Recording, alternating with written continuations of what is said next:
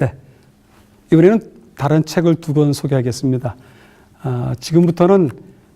지금부터 말씀드리는 이야기들은 역사적인 사실이 뒷받침되어야 되기 때문에 그 역사적인 사실을 근거를 세우는데 이 두 책이 상당히 큰 도움이 됐습니다.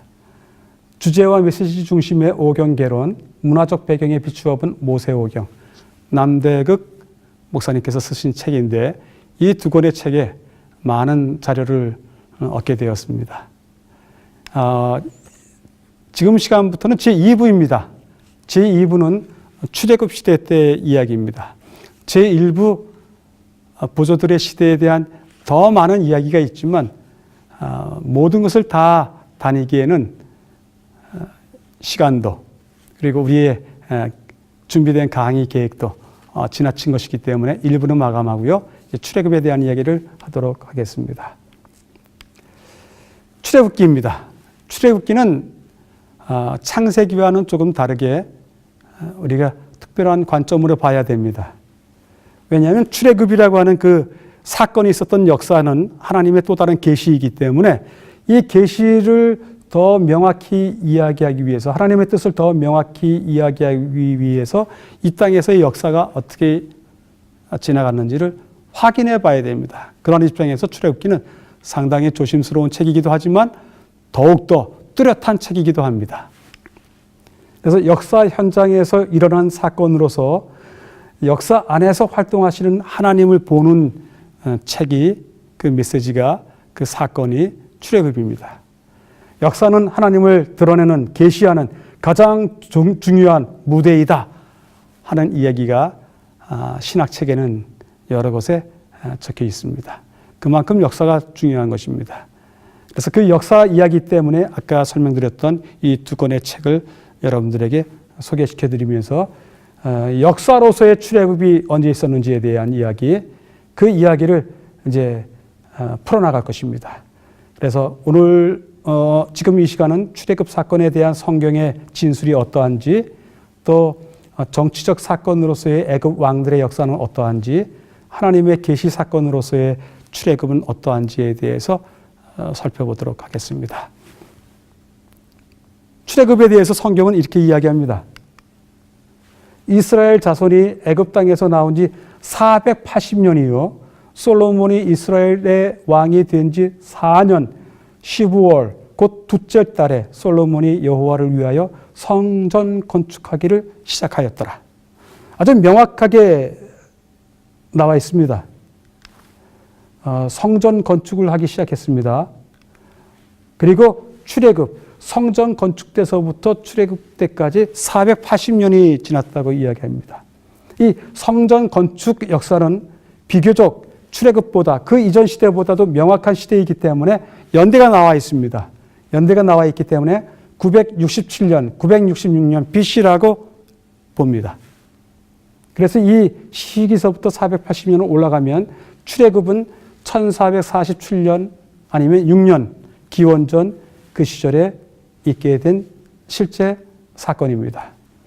그래서 한 가지 전제를 달아두겠습니다. 여러 가지 이론이 있습니다.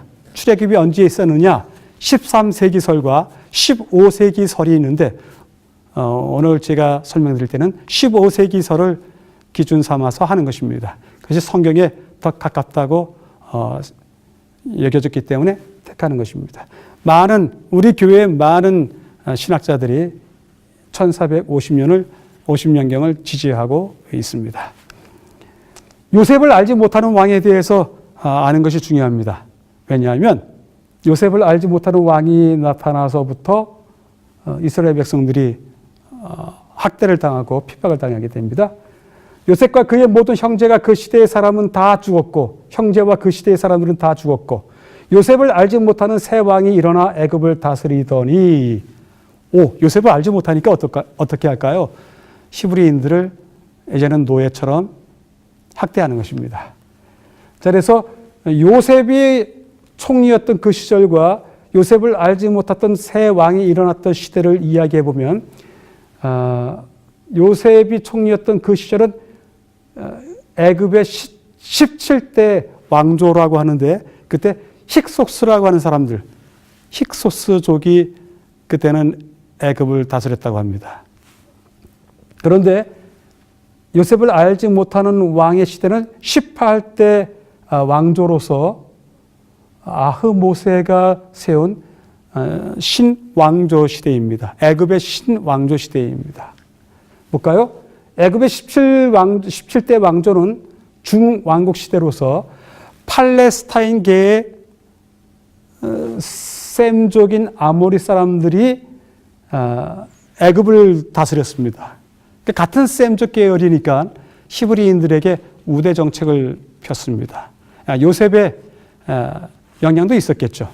그렇지만 18대 왕조는 순수하게 애굽인들이 저 나일강 상류에서만 살던 애굽 사람들이 몰려났던 애굽 사람들이 이집트 전체를 통일하면서 신왕국 시대를 만듭니다. 순수 애굽 혈통인들이 세운 왕조입니다. 18대 왕조가.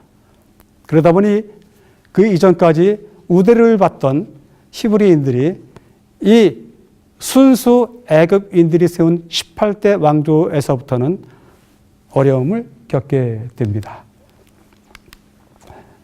18대 왕조로 한번 보도록 하겠습니다. 아흐모세라고 하는 사람이 애굽의 통일 전쟁을 벌인 다음에 그 뒤를 물려받아서 형 카모세가 애굽 통일 전쟁을 이루는데 그 결과를 넘겨받고 왕조를 이끌게 됩니다. 이 아흐모세의 아들이 아멘호텝 1세이고 그 다음에 그 아들이 투트모세 1세이고 투트모세 2세 그 다음에 핫셉섯 여왕 그 다음에 투트모세 3세 아멘호텝 2세 이렇게 쭉 순차로 이어지는데요. 이 순차를 일부러 이렇게 소개시켜드리는 이유는 이 순차에 상당히 큰 성경적 사건들이 연결되어 있기 때문에 그렇습니다.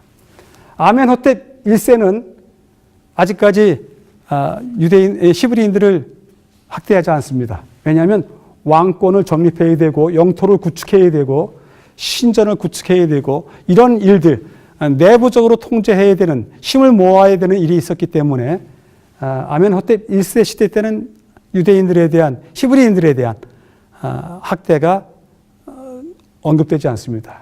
그런데 그 아들인 투트모세 1세는 정복 전쟁을 참으로 좋아했어요.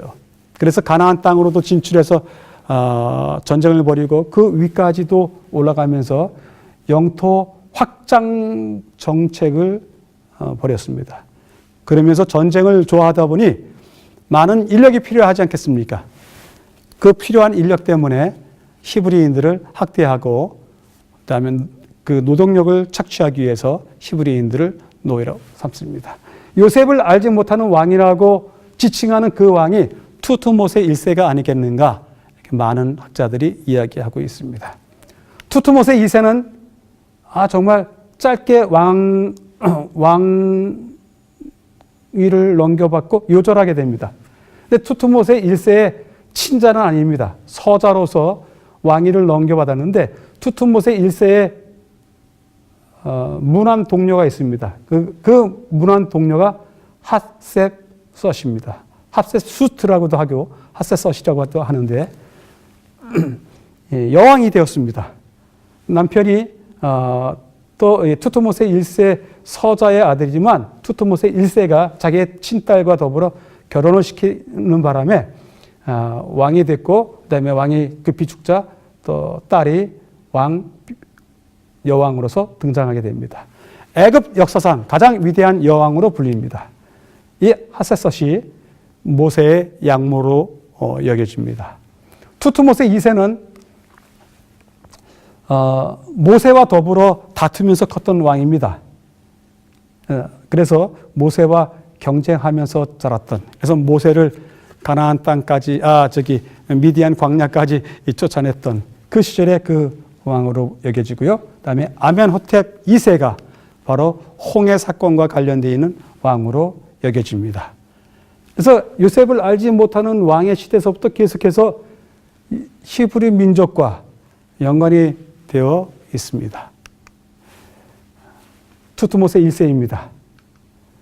그가 남긴 그의 묘실의 그림들입니다. 높이 솟아 있는 오벨리스크도 그의 작품입니다.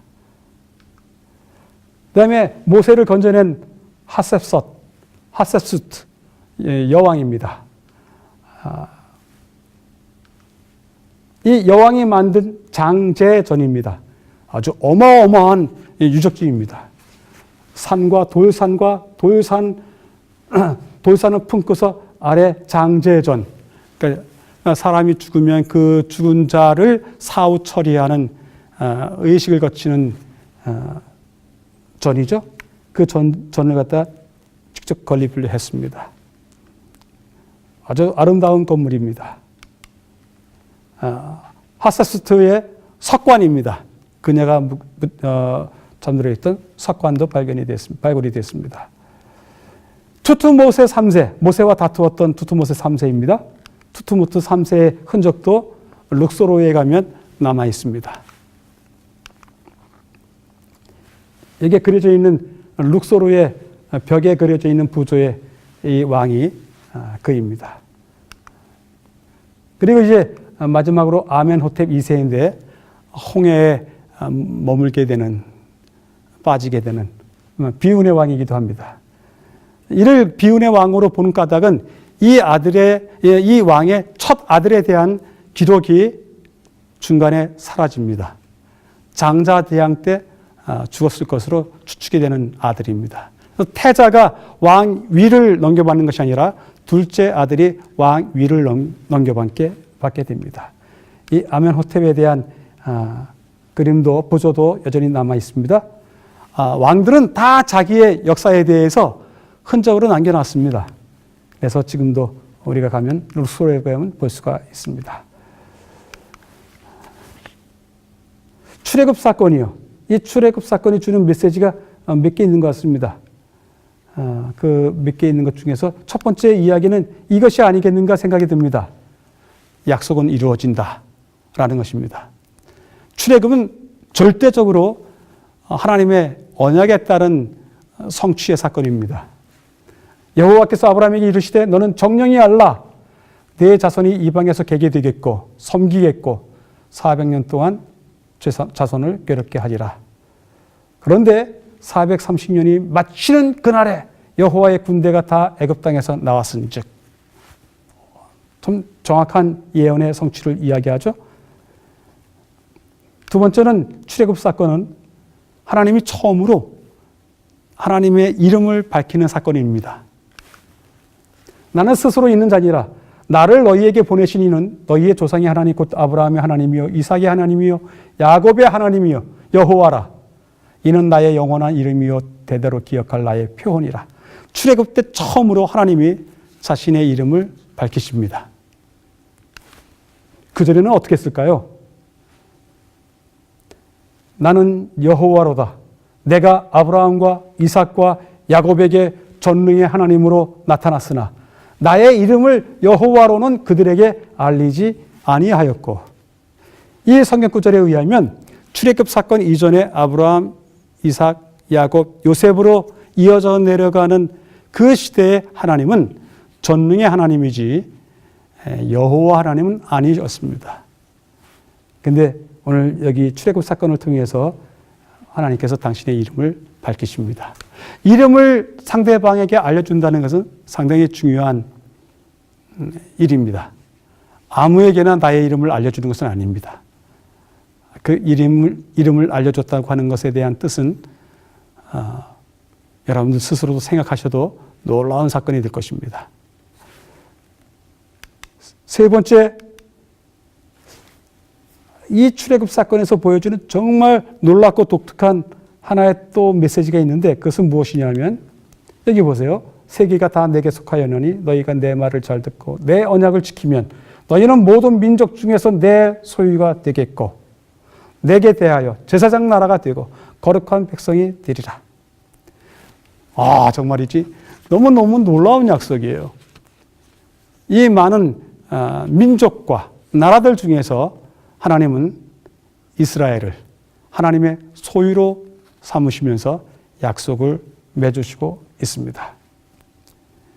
여호와께서 그의 앞에 지나면서 반포하시되 여호와로다 여호와로다 쭉 이야기하시면서 이스라엘 백성들에게 자비롭고 은혜롭고 노하기를 더디하고 인자와 진실이 많은 하나님이라 하면서 하나님께서 당신 자신을 그 백성의 하나님으로 선포하시되 인자하고 자비롭고 죄를 용서하시고 노하기를 더디하시는 분으로서 그렇게 소개하십니다.